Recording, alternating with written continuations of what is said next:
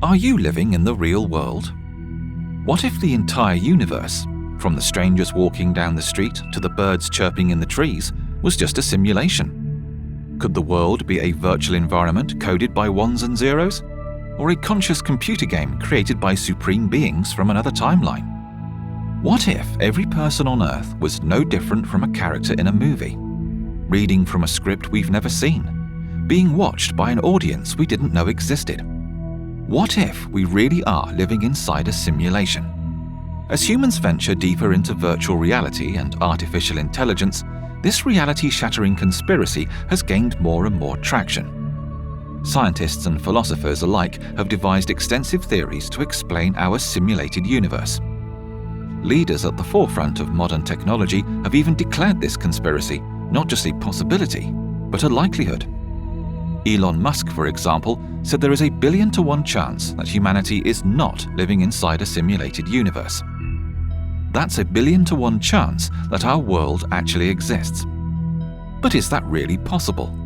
Could all of human history have been controlled and fabricated? Similar questions have plagued humanity for thousands of years, long before the modern era. Our recent discoveries with VR and AI have paved the way for this mind-melding conspiracy. But humans have long wondered about the origins of the universe. Many religions, from ancient colourful pantheons to monotheistic traditions, have said that a supreme being sculpted our universe from nothing. You won't find the word simulation in any religious texts, but the concept is very similar. A superior entity designed our universe from scratch. Most religions explain how the creator of the universe manifested light and life through acts of power or magic. But what if that supreme being was less of a god and more of a programmer? Could something design a convincing virtual universe using advanced technology?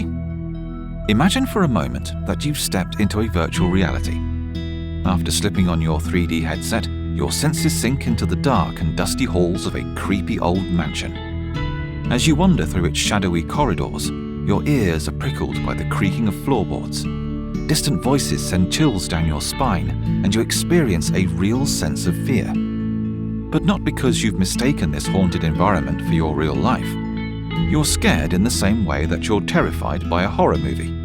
You know in the back of your mind that it's not real. Currently, programmers and game designers can create interesting 3D spaces that temporarily fool our senses, but the boundary between the real and the virtual is rarely ever blurred. That doesn't mean, however, that VR technology won't improve over time. Let's accelerate 500 years into the future, when virtual reality has become a staple of modern living. In the same way that computers and phones have shrunk down over time, clunky headsets may give way to sleek eyeglasses, which effortlessly transform the world around you. With the press of a button, your reality could jump from one realistic environment to another. At first, these new sensory stimuli will feel extra and fake, but over time, virtual stimuli may become ingrained in the fabric of our society. Eventually, these artificial add-ons will overwhelm the real world. Many people could forego their real lives in favor of a simulated lifestyle. In other words, a virtual reality may become the only reality that anyone knows. This timeline sounds a lot like science fiction, doesn't it? It's just speculation. But the future of VR provides our grand conspiracy with a conceptual backbone. Virtual reality gives us the tools to create sensory spaces where anyone can walk, feel, and interact as though they are living in a different reality.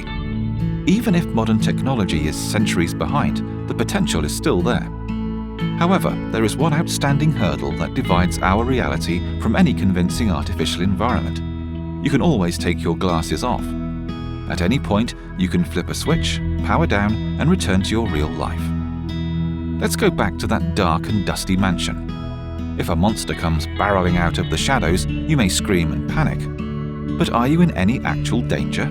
Of course not. The moment you remove your headset, you'll return instantly to a safe space. So, even if your emotions are genuine, they're not exactly real. The knowledge that you can, at any point, escape from this virtual world will influence your behavior. Though some scientists disagree with this idea. They say that having an escape route doesn't matter, as long as the illusion is strong enough. Using modern-day VR technology, virtual stimuli can fool the brain into believing unbelievable things. In our previous example, a monster came running toward you, so you panicked and ripped your headset off your head. After leaving that virtual experience behind, how would you feel? Your heart would still be racing in your chest. Your mind would still cling to those negative emotions. After returning to your real life, it takes your brain a few moments to understand exactly what's happening. Whether you like it or not, your brain was tricked by this knowingly fabricated world. With more advanced technology, virtual environments could mesmerize your senses until your brain forgets which reality is which. Instead of viewing one space as real and the other as fake, your brain would equate the two environments as separate realities, even if one requires a pair of glasses. Now, let's apply these ideas to our simulation theory. For a simulation to be convincing, it has to satisfy two objectives. 1. It must be perceptually spellbinding. The environment has to fool the brain into believing that it's undeniably real. And 2. A simulation must stand up to detailed scrutiny, making it impossible for the inhabitants of the simulation to understand their own confinement.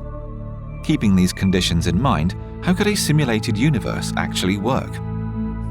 One possibility is that you were dropped into a simulation the moment you were born. Your birth was, in that sense, like pressing the start button, which makes your death into a game over. Once the game of life ends, you might wake up somewhere with a pair of glasses on your face, slowly remembering what life was really like. Or maybe the history of humanity is a kind of ancestral simulation run by a post-human species. This theory is best explained by Oxford philosopher Nick Bostrom. His famous essay laid 3 potential conclusions. According to Bostrom, one and only one of these conclusions will prove true sometime in the distant future. First, humanity could go extinct before entering a post-human state. If our species died out, we stand no chance of progressing into a post-human society, so the probability of fabricating an artificial reality becomes approximately 0. Second, Bostrom asserts that if humans do survive long enough to evolve into a post-human state, these post-humans may not be interested in running ancestral simulations. It's possible that a post-human society may disregard their past altogether or simply abandon VR technology. Finally, if humans do progress into a post-human state and post-humans are interested in running ancestral simulations, it's very likely that our present universe is one of those simulations. One of thousands or even millions of similar timelines investigated by a superior species. Maybe our version of the universe is the only one where dinosaurs were eradicated by a meteor strike, or where Mount Vesuvius erupted over the city of Pompeii. If this simulation theory was true, our reality would be nothing but a small piece of post-human experiment. Of course, these theories make a lot of assumptions. They assume that post-humans will, at some point, create new realities, and they assume that we'll populate those realities with isolated conscious entities. But are these things even possible? We don't know for sure, because artificial intelligence is still a bit of a mystery to us. If we can create a functioning AI, we could place multiple artificial beings in a simulated environment. We could generate a fabricated universe that, in many ways, mirrors the evolution of our own. But there's one final question left to answer. Even if this conspiracy were possible, even if post-humans could, theoretically, design a universe as detailed and volatile as our own, what should we do about it? No matter how convincing these arguments sound, it's important to remember one thing. They're just educated guesses about the future of our reality. Lisa Randall, a Harvard physicist, explained that there's no evidence to support the idea that we're living in a simulation. There are many scientific arguments on the table, but she insists that the odds are basically 0. At this stage in human evolution, we don't have the knowledge or technology to know anything for sure. It's like arguing that the entire world is just a hologram, or that independent conscious doesn't really exist. These theories are compelling. They transform the way we understand life, perception, and the universe, but they'll remain theories until we find some actual proof. But let's ignore all these plot holes for a moment. Let's assume that the entire universe is one big simulation. Every sky-high building, every beautiful sunset, every traffic jam is just a bundle of data. Could you ever wake up from our simulation, even if you wanted to? The most likely answer is a resounding no. You're stuck inside our simulation the same way a character from a game is stuck inside their fictional universe. If that character realized they were inside a game, they couldn't suddenly jump from the screen into the real world. So, whether our universe is simulated or not, this reality is likely the only one you will ever know.